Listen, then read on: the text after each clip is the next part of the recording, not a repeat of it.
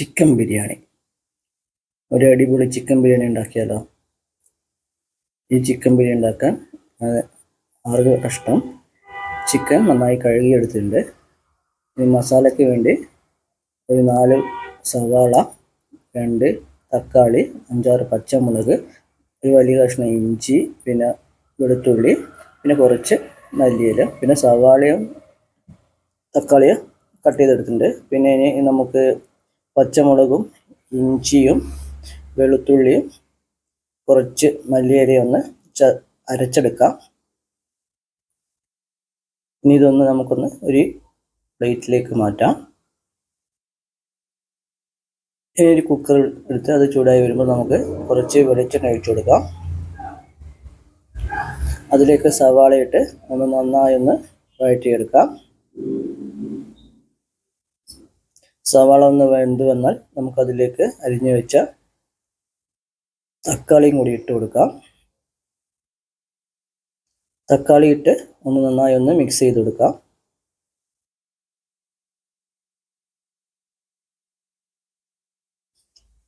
അതൊന്ന് വെന്ത് വന്നാൽ നമുക്കതിലേക്ക് അരച്ചു വെച്ച പച്ചമുളക്, ഇഞ്ചിയും വെളുത്തുള്ളി ഇട്ട് കൊടുക്കാം.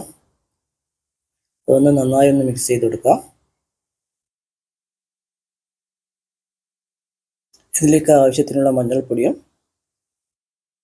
ബിരിയാണി മസാലയും ഇട്ട് കൊടുക്കാം. ബിരിയാണി മസാല ആവശ്യത്തിന് ഇട്ടാൽ മതി. പിന്നെ ആവശ്യത്തിനുള്ള ഉപ്പ് ഇടുക.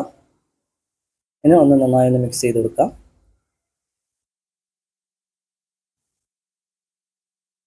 ഇനി നമുക്ക് ഇതിലേക്ക് കഴുകി വെച്ച ചിക്കൻ പീസ് ഇട്ട് കൊടുക്കാം. ചിക്കൻ പീസ് ഇട്ട് കൊടുത്ത് ഒന്ന് നന്നായി ഒന്ന് മിക്സ് ചെയ്ത് കൊടുക്കാം. കുക്കറിൽ കുറച്ച് സമയം വേവിപ്പിച്ചെടുക്കാം. ഇനി നമുക്ക് റൈസ് ഉണ്ടാക്കാൻ വേണ്ട ബിരിയാണി റൈസ് എടുക്കാം. ഒന്ന് കഴുകി വെച്ചിട്ടുണ്ടായിരുന്നു. അതിലേക്ക് നമുക്ക് കുറച്ച് വെള്ളം ഒഴിച്ച് ഒരു അരമണിക്കൂർ റെസ്റ്റ് ചെയ്യാൻ വെക്കാം. ഇതിലേക്ക് വേണ്ട സ്പൈസസ് എടുക്കാം. ഇനി ഒരു പാത്രം ചൂടായി വരുമ്പോൾ അതിലേക്ക് നമുക്ക് ആവശ്യത്തിനുള്ള വെളിച്ചെണ്ണ ഒഴിച്ച് അതിലേക്ക് സ്പൈസസ് ഇട്ട് കൊടുക്കാം. ഇനി ഇതിലേക്ക് ആവശ്യത്തിനുള്ള വെള്ളം ഒഴിച്ചു കൊടുക്കാം.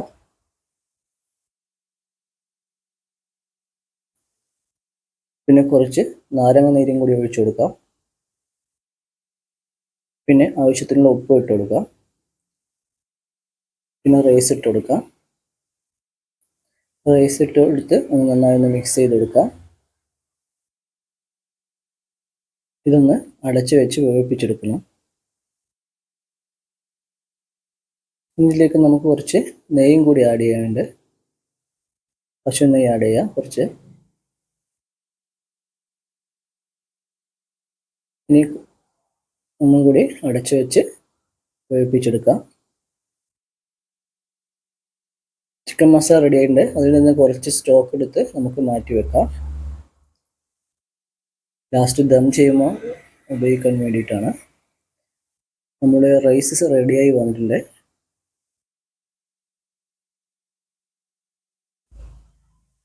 ഇനി ഇതിലേക്ക് വേണ്ടി നമുക്ക് സവാള ഒന്ന് വറുത്തെടുക്കണം. അതുപോലെ കശുവണ്ടിയും ഉണക്കമുന്തിരിയും. അതിനായി ഒരു പാത്രത്തിൽ കുറച്ച് വെളിച്ചെണ്ണ എടുത്ത് അതിലേക്ക് നമുക്ക് ഈ കശുവണ്ടിയും ഉണക്കമുന്തിരിയും ഇട്ട് ഒന്ന് വറുത്തെടുക്കാം.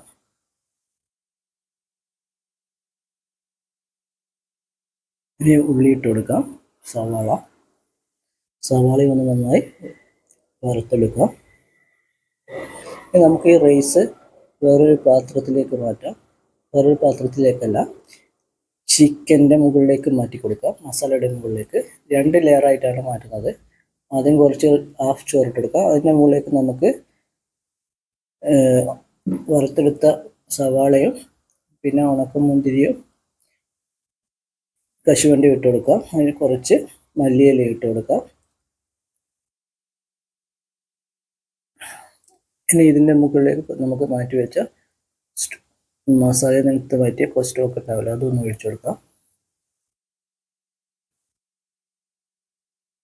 ഇതിന് മുകളിലേക്ക് രണ്ടാമത്തെ ലെയർ റൈസും കൂടി ഇട്ട് കൊടുക്കാം. ഈ റൈസ് ഇട്ട് കൊടുത്ത് അതിൻ്റെ മുകളിലേക്ക് നമുക്ക് വറുത്തെടുത്ത സവാളയും കശുവണ്ടിയും ഉണക്കമുന്തിരിയും പിന്നെ മല്ലിയിലയും ഇട്ട് കൊടുക്കാം. ഇനി ഇതൊന്ന് മൂടി വെച്ച് അതിന് മുമ്പ് കുറച്ച് സ്റ്റോവും കൂടിയുണ്ട്, അതും കൂടി ഒഴിച്ചു കൊടുക്കാം. ഇനി ഇതൊന്ന് മൂടി വെച്ച് ലോ ഫ്ലെയിമിൽ ഒരു 2 മിനിറ്റ് ഒന്ന് കുക്ക് ചെയ്തെടുക്കാം. ഇപ്പോൾ നമ്മുടെ ദം ചിക്കൻ ബിരിയാണി റെഡിയായി. ഇത് നമുക്കിനി വേറൊരു പാത്രത്തിലേക്ക് മാറ്റാം. ആദ്യം റൈസ് മാറ്റാം.